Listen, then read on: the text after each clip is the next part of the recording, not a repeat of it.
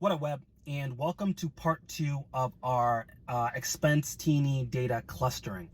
So what we're going to do in this part is we're going to take that travel and entertainment data that we had in the first part, and we're going to basically build out some features or some attributes of this T&E expenses. So think of it this way. We basically have just a T&E data set, but in order to push it into that machine learning clustering model, I basically need some features that are going to better help it to cluster. So I'm just going to take some averages, some totals, standardize the data set for each traveler. So now when the machine learning part of it looks at it, it's going to say, okay, take these travelers, put them here, take these travelers, put them here, and basically group them into groups based off of these attributes. And again, it kind of makes sense because certain travelers, if you look at it from an aggregate level, are going to travel in similar patterns. For me, I can't see that. I'm not going to be able to see, okay, like this guy and put them together. No. So that's what we're using the machine learning part of it for. Alteryx is going to do that heavy lifting of looking at the data and being able to understand the patterns within this data and then be able to put them into groups. And for me, what I'm doing is I'm just doing the analysis. I'm looking at it and I'm saying, okay, what's the proper number of clusters? What's the proper number of attributes? But for this part, we're just building out those attributes. And I kind of want to build out everything. We're going to have, everything that we would need to make that process or that next process just that much easier. So within this part, what we're going to do is we're going to build out those attributes for that machine learning piece of it. And then ultimately, we're going to throw that into the machine learning piece of it. So if we pop into Alteryx, okay, so we're going to start with our finished data set. I'm going to save that down as a T&E database, and then I'm going to bring that into a new workflow. Let's just rename that as travel and entertainment. And what I'm going to do is I'm going to pull down a tile tool. To configure this tool, I'm going to select the tile method as unique value, and the unique columns are going to be business cohort, and the group by columns are going to be primary expense description. So if I run this, what you can see is that basically what that tile tool did was it created these unique tiles based off of that business cohort, and then it uniquely grouped the primary expense description. All I really want is that tile sequence number, and I'm just going to rename that. Then I'm going to pull down a crosstab tool. And with this tool, what I want to do is I want to group by our product ID, invoice description, global title tile, what we just brought in, and then traveler. My columns are going to be primary expense description, and then my amount is going to be the value, and I'm just going to sum that.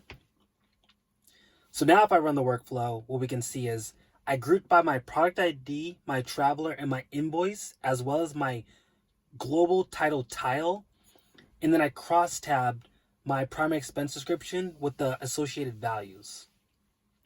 I'm going to bring down a select tool and then a data cleansing tool just to cleanse my data. I'll pull on a summarize tool. With this summarize tool, I want to group by traveler. I want to do a count distinct on product ID to get all of my distinct or a count of all of my distinct product IDs. I'll do a count distinct on my invoice description to get a count of my invoices, and I'll sum my global title tile and my primary expense description totals. So basically with this, I'll have a summation of my global title sequence numbers, as well as the total sum of the primary expense description per traveler. I'll bring on another summarize tool, and with this tool, I want to aggregate my measures without using traveler. So I want the total primary expense description across accommodation, air and rail, auto and taxi, and entertainment. Then I want to calculate the standard deviation. And then lastly, what I'll do is I'll calculate the average.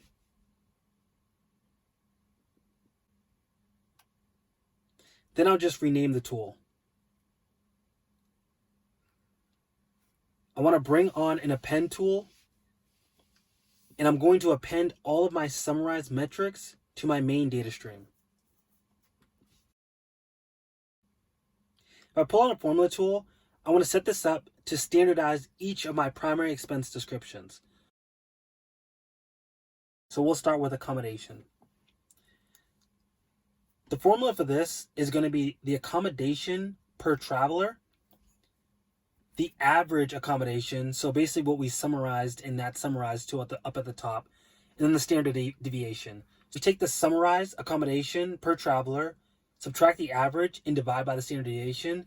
Basically what we get is a standardized value across all travelers. So just think of this as we have multiple travelers with different values per each expense description. We just want to standardize that column so that it's almost like an apples to apples comparison. So I'm going to do this across all of our primary expense descriptions.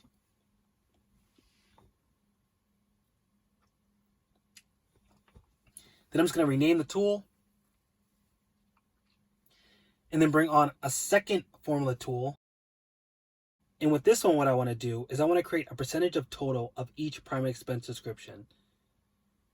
And the formula here is just the primary expense description divided by that total column.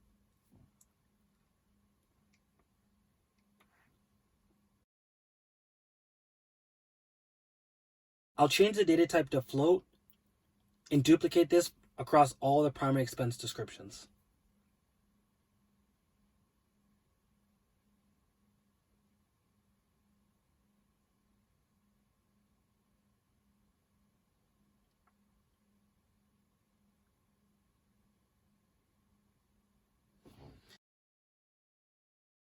And then I'll bring on another formula tool, and I'll denote this as average spend.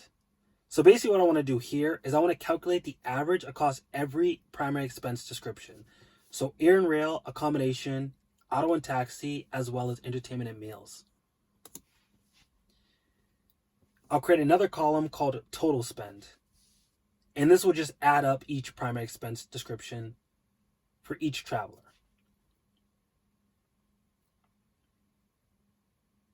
And then the last one is going to be a score. And this is just basically a made up metric. And what I'm going to do here is I'm just going to take my standardized field, which we calculated. I'm going to multiply it by the percentage field, which we calculated. Then I'm just going to add this across all of the primary expense descriptions. So for this, I'm just trying to calculate a made up metric called score, where it's just my standardized column times the percent of that column, and then add it up across all of the primary expense descriptions.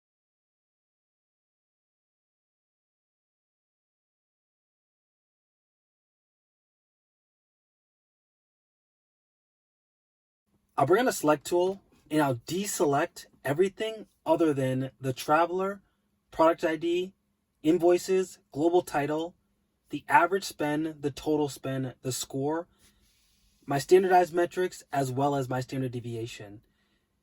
And I actually meant to click on the entertainment standardized deviation, but as you can see, I didn't there.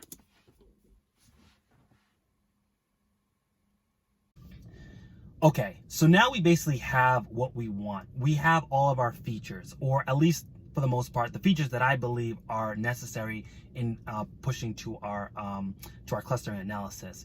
So what I basically did was I just kind of threw everything in the kitchen sink at this data set. I aggregated it, I created some averages, I took the standard deviation, which is just how much does it deviate from the mean, each measure deviate from the mean. And then I standardize each, of our primary expense descriptions for hotel, air and rail, etc. And all that really is you're going to have per traveler a lot of big values. You're going to have a lot of small values. Standardization is just going to kind of normalize that that column so that you have more or less an apples to apples approach when you look at it by traveler. And then basically what I did was I created some, dummy variables such as a score, where that's just kind of made up. I just made that up. Nobody told me to do that. I just did it.